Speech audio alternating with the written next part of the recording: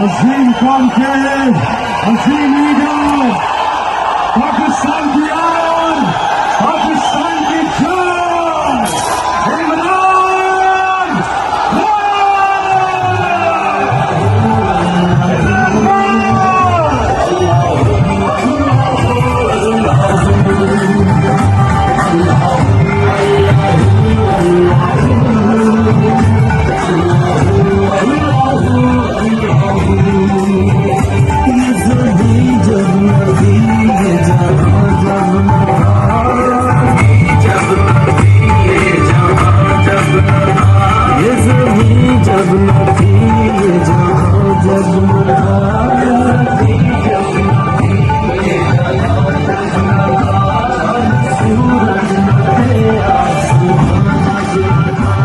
DGI से कान खोल के सुन लो मेरे।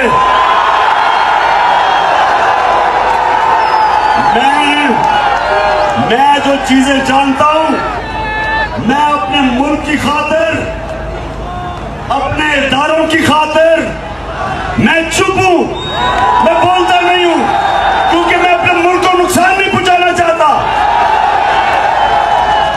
मैं नवाज शरीफ की तरह भगोड़ा नहीं हूं जो यहां तो चुप करके दुम दबा के बैठा रहे और लंदन जाके फौज को बुरा भला कहे। मैंने इस मुल्क से जाना नहीं, मेरा जीना मरना इस मुल्क पे है। अरशद शरीफ कौन था जो उसको धमकियां देता था? उसकी वालदा से पूछे, वो आपको बताएगी क्या कौन वो लोग थे।